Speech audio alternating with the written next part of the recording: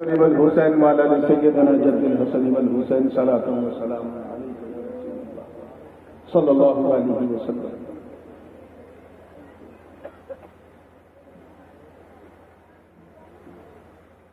حضور غازی ملت کے 4 روزہ دورہ ہنومان گڑھ کا یہ آخری اجلاس ہے، لاسٹ ہے لیکن لیسٹ نہیں ہے، فائنل ہے۔ میں تو آتا جاتا ہوں سال میں کبھی 1 بار، اور زیادہ آپ نے اگر تڑپ دکھا دی تو 2 بار آ جاتا ہوں، جیسے اسی بار ہوا الحمدللہ۔ لیکن حضور غازی ملت کی تاریخیں بڑی قسمت سے ملتی ہیں، اور اس وقت تو آپ کے دونوں ہاتھوں میں لڈو ہے۔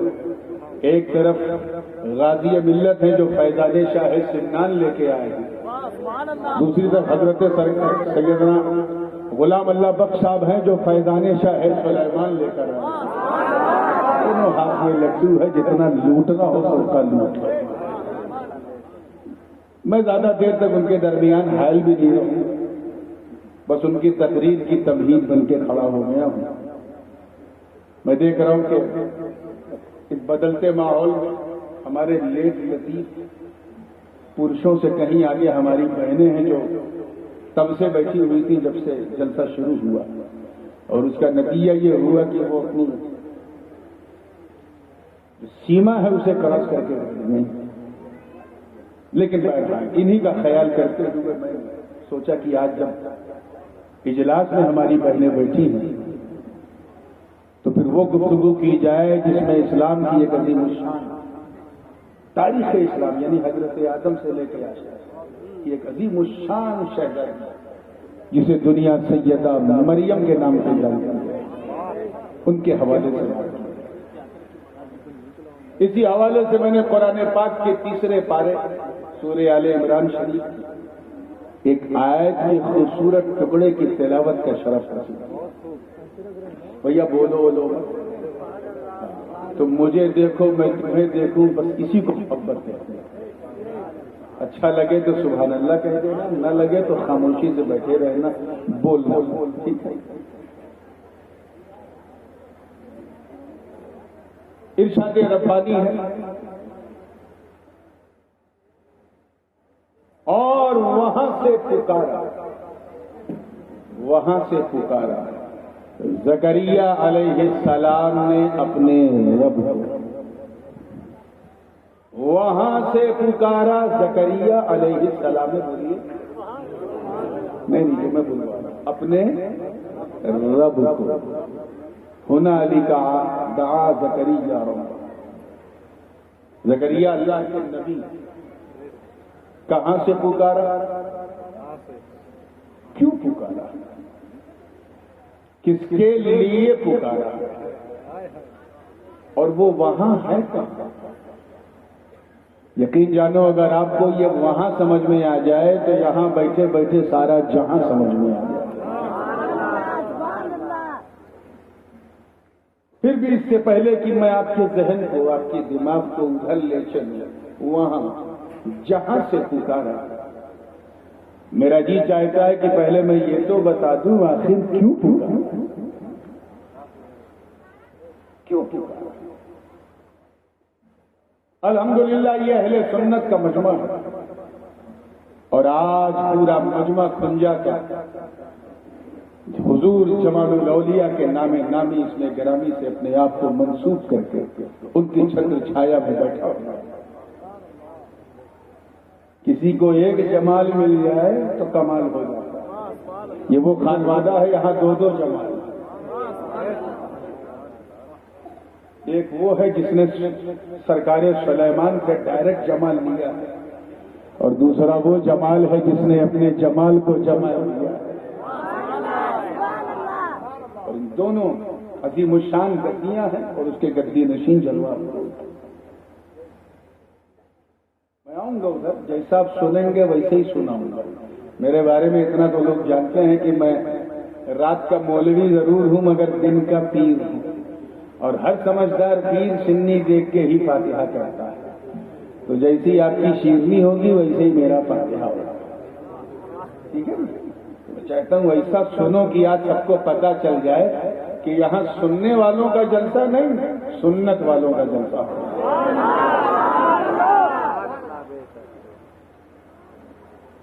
کیوں پکارا یہ جاننا ضروری ہے۔ الحمدللہ اہل سنت کا مجمع ہے اور ہم سب بزرگوں سے جڑے ہوئے ہیں، جڑے کہ نہیں؟ ابھی آپ کے پڑوس میں نواز شریف میں عرس ہوا سرکار سید نادر جیلانی رحمۃ اللہ علیہ کا۔ بہت سارے لوگوں نے منتیں مانی ہوں گی، ہاں مانتے ہو کہ نہیں مانتے؟ مانا کرو، سینہ ٹھوک کے مانا کرو، ڈنکے کی چوٹ پہ مانا، اور ہماری ماں بہنوں سے تو پوچھو مت، ان کا حال تو ہم منت ماننے میں ہم لوگوں سے 2 قدم آگے۔ کچھ بہنیں تو ایسی منت مان لیتی ہیں کہ اسے پورا کرنے کے لیے مفتی صاحب کا قلم ہی نہیں چلتا۔ جیسے کوئی بہن یہ منت مان لے کہ اے غریب نواز، 14 سال ہو گئے مجھے اولاد نہیں ملی، بچے کا سکھ نہیں ملا، میں منت مانتی ہوں کہ اگر اولاد مل گئی تو میں اپنی اولاد کو آپ کی چوکھٹ پہ چھوڑ دوں گا۔ اب بتائیے کون مفتی صاحب اس کی اجازت ہے؟ پہلی بات تو اس عورت کو درگاہ ہی پہ جانے کی اجازت نہیں ملے گی، بچہ چھوڑنا ضروری ہے۔ لیکن منت کا قصہ بھی ہے۔ ایک عورت نے منت مان لی، اب منت کو کیا کیا گیا؟ یہ قصہ میں نے اپنے والد گرامی سے سنا۔ منت مان لی کہ میرا یہ کام ہو جائے تو میں مسجد میں ڈھول بجواؤں گی۔ اب بتائیے کوئی مفتی صاحب اجازت دیں گے؟ بولو بھائی، میں گجراتی نہیں بول رہا ہوں، ہندی میں بول رہا ہوں، کوئی دیں گے اجازت؟ ڈھول وہ بھی مسجد؟ استغفر اللہ۔ مان لیا کسی بہن نے، اور وہ کوئی معمولی بہن نہیں تھی، وہ امام صاحب کی بیوی، امام صاحب کی بیوی۔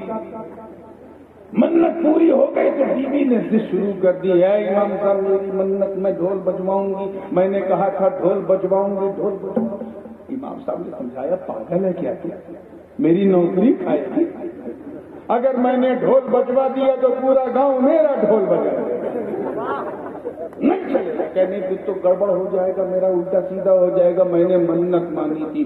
اتنی ضد کیا کہ امام صاحب نے کو ایک آئیڈیا دماغ میں آیا، انہوں نے کہا اچھا ٹھیک ہے، میں تیری منت خود اتارتا ہوں۔ اپنی گردن میں ڈھول کو لٹکایا اور سیدھے مسجد کے اندر۔ اب جو مسجد میں نماز پڑھنے والے وہ دیکھ رہے امام صاحب ڈھول لے کے، یہ عالم ہے یا قوال ہے؟ ڈھول لے کے معاملہ کیا ہے؟ کسی کی ہمت نہیں پڑ رہی پوچھنے کی، امام صاحب جا کے سیدھے ممبر پہ بیٹھ گئے اور کہا اے لوگوں یہ ڈھول کیا ہے؟ ڈھولک۔ آپ لوگ کیا بولتے ہیں پنجاب میں؟ ڈھولی بولتے ہیں، اللہ کا شکر ہے، ڈھول ہے یہ، ڈھولک، یہ اسے بجانا بالکل ناجائز و حرام ہے، چاہے ایسے بجاؤ، بجا بھی رہے، چاہے ایسے بجاؤ اور چاہے دونوں ہاتھ سے ایک ساتھ بجاؤ، حرام۔ منت پوری ہو گئی، مسئلہ بھی بتا دیا۔ ایسی منت میں اپنی بہنوں سے کہوں گا بھائی نہ مانگا کرو تو اس میں تکلیف ہوئی، لیکن میاں ایک خاتون جنہوں نے منت مانی اور وہ کوئی اور نہیں، وہ زوجہ عمران ام مریم، حضرت عمران کی بیوی جناب مریم کی ماں تھی۔ اللہ نے ان کے پاس کوئی کمی نہیں رکھی تھی، she was granted by everything، سب کچھ اللہ نے ان کو عطا کیا تھا، کوئی کمی نہیں۔ جاہ و جلال ان کے گھر میں، فضل و کمال ان کے گھر میں، حسن و جمال ان کے گھر میں، جود و نوال ان کے گھر میں، امامت ان کے گھر میں، قیادت ان کے گھر میں، سیادت ان کے گھر میں، شرافت ان کے گھر میں، نجابت ان کے گھر میں، حد تو یہ ہے کہ نبوت و رسالت ان کے گھر میں۔ کوئی معمولی خاتون نہیں، پورا فلسطین انہیں اپنی زبان میں امیرہ، اور آپ کی زبان میں کہوں تو راج ماتا کہہ کے پکارتا ہے۔ بس ایک کمی تھی، صرف ایک کمی، اور وہ یہ she wanted to be a mother of child, وہ کسی بچے کی ماں بننا چاہتی تھی۔ انہوں نے اپنے کان سے سب کچھ سنا، کوئی انہیں راج ماتا کہہ کے پکارتا تھا، کوئی امیرہ، کوئی سیدہ، کوئی طیبہ، کوئی طاہرہ، کوئی متولیہ، کچھ بھی کہتے تھے، لیکن کوئی ماں ماں کہنے والی آواز انہوں نے نہیں سنی۔ کتنی بار انہوں نے دعا مانگی، وہی جانتی۔ ایک دن رہا نہیں گیا تو منت کیا مان لی، جیسے ہماری بہنیں مانتی ہیں نا، بالکل اسی لہجے میں۔ اس منت کا ذکر قرآن میں ہے، اسی لیے میں کہتا ہوں سینہ ٹھوک کے مانا۔ منت مان لی کیا؟ رب تعالیٰ ارشاد فرماتا ہے اذ قالت امرأة عمران رب انی نذرت لك ما فی بطنی محررا فتقبل منی۔ اللہ پاک اپنے محبوب کو یاد دلا رہا ہے کہ یہ محبوبی یاد کرو، جب میری نیک بندی زوجہ عمران کی بیوی، جب مریم نے میری بارگاہ میں ایک نظر مانی تھی، منت مانی تھی، اور وہ یہ کہ اے اللہ تو بس مجھے ماں بنا دے، میری کوکھ کو بھر دے، میں منت مانتی ہوں کہ جو بھی ہو، چاہے بیٹا ہو چاہے بیٹی ہو، مولا میں تیرے حوالے کر دوں۔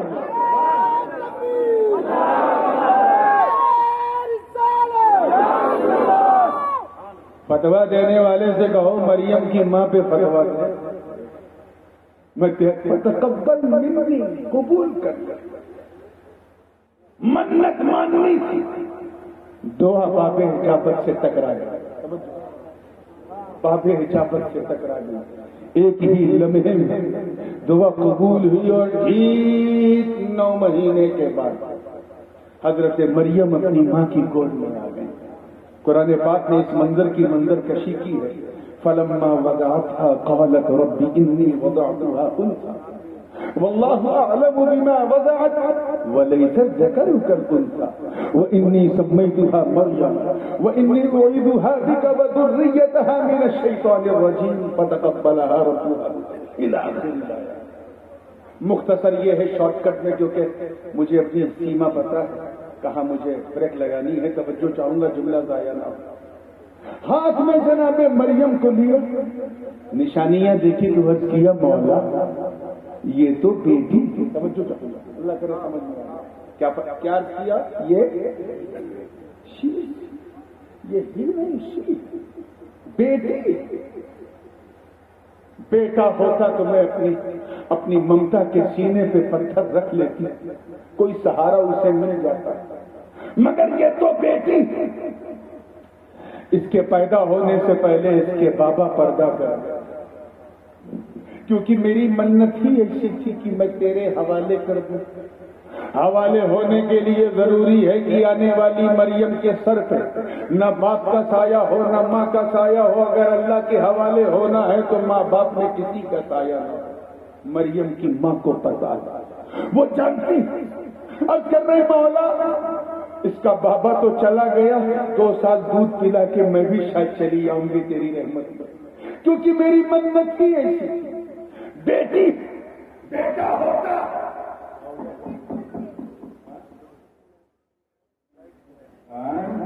میری آواز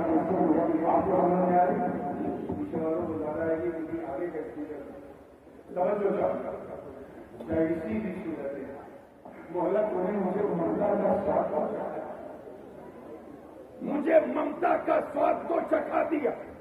اور اگر یہ درود پاک پڑھیں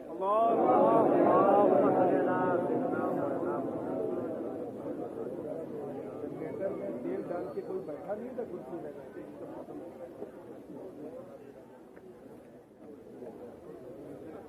درود پاک پڑھیں اللہ